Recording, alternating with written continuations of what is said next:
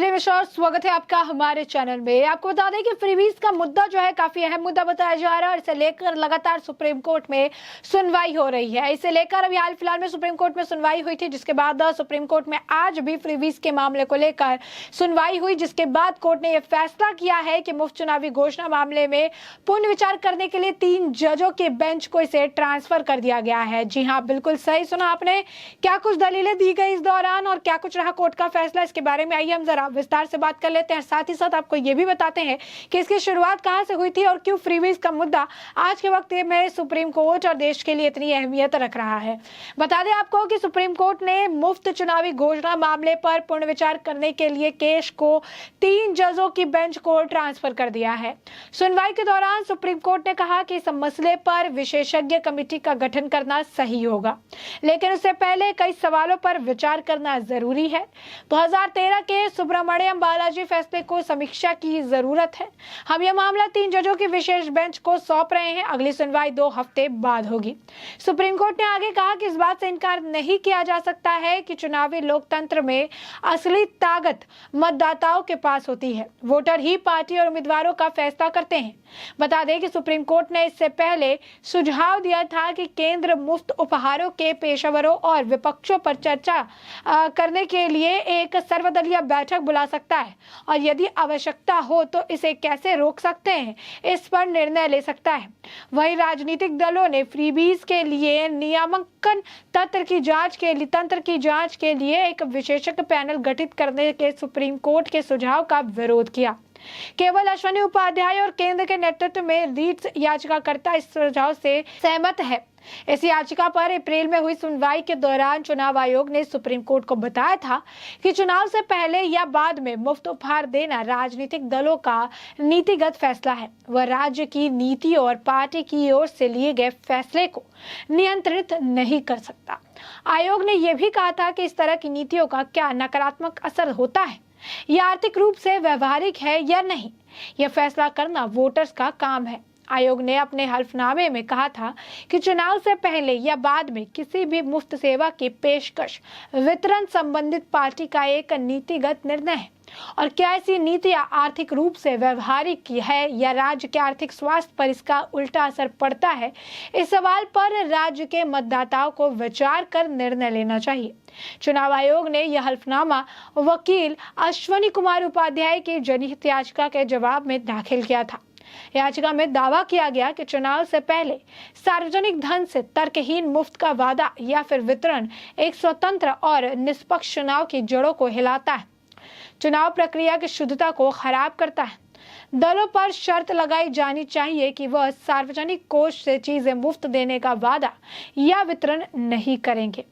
मुफ्त योजनाओं के खिलाफ जारी याचिका पर सुनवाई करते हुए शुक्रवार यानी आज सुप्रीम कोर्ट ने कहा कि व्यापक सुनवाई की आवश्यकता है, इसीलिए इसे आगे की सुनवाई के लिए 3 जजों की पीठ के पास भेजा जा रहा है। चीफ जस्टिस एनवी रमणा ने की अगुवाई वाली पीठ ने इस मामले की सुनवाई करते हुए कहा कि कोर्ट ने सामने तर्क रखा गया कि एस सुब्रमण्यम बालाजी बनाम तमिलनाडु सरकार और अन्य के मामले में सुप्रीम कोर्ट के 2 न्यायाधीशों की पीठ द्वारा दिए गए 2013 के फैसले पर पुनर्विचार करने की आवश्यकता है। पीठ ने कहा इसमें शामिल मुद्दों की जटिलताओं और सुब्रमण्यम बालाजी मामले में इस अदालत के 2 न्यायाधीशों के पीठ द्वारा दिए गए फैसले को रद्द करने के अनुरोध को देखते हुए हम याचिकाओं को इस समूह को सीजेआई का आदेश मिलने के बाद 3 न्यायाधीशों के पीठ के पास ट्रांसफर करने का निर्देश देते हैं। सुप्रीम कोर्ट ने कहा कि 4 सप्ताह बाद इन याचिकाओं को सूचीबद्ध किया जाएगा। आज इस मामले की सुनवाई भी ऑनलाइन स्ट्रीमिंग की हुई। इस मामले पर खुद सीजेआई एनवी रमणा सुनवाई कर रहे थे, वो आज रिटायर हो रहे हैं। एक याचिका में उन राजनीतिक दलों के पंजीकरण रद्द करने की मांग की गई जो चुनाव के दौरान और बाद में जनता को मुफ्त योजनाओं का उपहार देते हैं। मामले की सुनवाई करते हुए सीजेआई ने कहा इस बात से इनकार नहीं किया जा सकता कि चुनावी लोकतंत्र में असली ताकत मतदाताओं के पास होती है। मतदाता पार्टी और उम्मीदवारों का फैसला करते हैं। हम इस मुद्दे को देखने के लिए एक विशेषज्ञ समिति का गठन करने के विचार में हैं।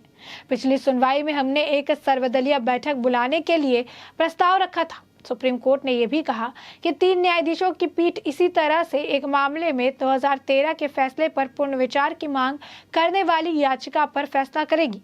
वहीं सुनवाई के दौरान कई राजनीतिक दलों ने सुनवाई के दौरान तर्क दिया कि यह मुफ्त नहीं बल्कि जनता के लिए कल्याणकारी योजनाएं हैं और इसी वजह से इससे पहले भी कोर्ट ने कहा था कि जो मुफ्त योजना है और जो कल्याणकारी योजना है इसके बीच का डिफरेंस पता होना काफ़ी ज़रूरी है और इसके बीच जो थिन लाइन है इसे भी समझना काफ़ी ज़्यादा ज़रूरी है।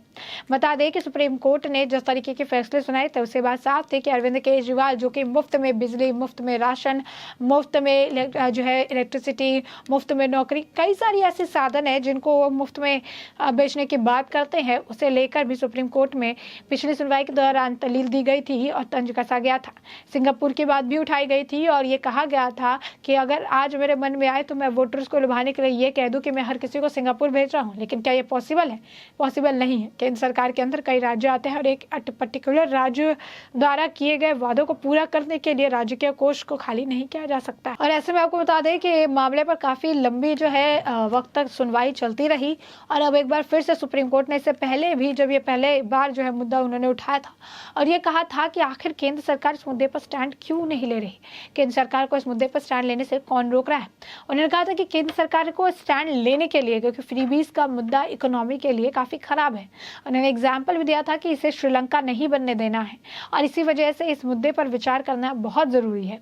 वहीं जैसे ही फ्रीबीज का मुद्दा सुप्रीम कोर्ट पहुंचा और कई सारे विपक्षी दल जो कि खासकर इसका इस्तेमाल अपने चुनावी जो है एजेंडे को पूरा करने के लिए कहते हैं, चुनाव जीतने के लिए कहते हैं, जैसे कि आम आदमी पार्टी, उन्हें काफ़ी तकलीफ हुई। उन्होंने कहा कि ये फ्रीबीज या फ्री की जो रेवड़ी बोला जा रहा है कि रेवड़ी कल्चर, ये रेवड़ी कल्चर नहीं है, कल्याणकारी कल्चर है और हम लोगों को बांट रहे हैं, इससे इकोनॉमी पे असर नहीं पड़ेगा।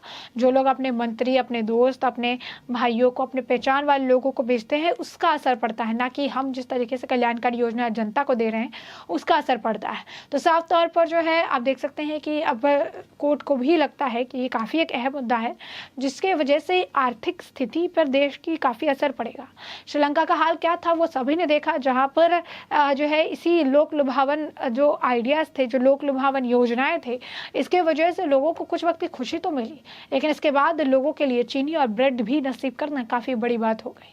पूरा का पूरा श्रीलंका जल रहा था क्योंकि खाने के लिए खाना नहीं था और जो था वो इतना महंगा था जिसे वो अफोर्ड नहीं कर सकते थे।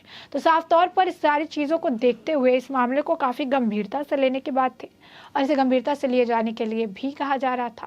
लेकिन कुछ लोग ऐसे भी थे जिन्हें इनका ये मानना था कि ये जो है सिर्फ पॉलिटिकल पार्टीज या अपोजिशन के जो पावर है उसको कर्ब करने के लिए, उसको कम करने के लिए किया जा रहा है ताकि इनके पास कोई ऑप्शन ही ना बचे। तो अब ऐसे में हमने आपको बताया कि किस तरीके से सुप्रीम कोर्ट ने अब इस पूरे फैसले को 3 जजों की बेंच को ट्रांसफर करने का फैसला लिया है। साथ ही कहा है कि अब इस की सुनवाई जो है 2 हफ्ते बाद भी की जाएगी और इससे पहले जो है कई सारे सवालों पर विचार करने की ज़रूरत है और इसीलिए उन्होंने अब इस मामले को 3 जजों की जो बेंचों से ट्रांसफर कर दिया है।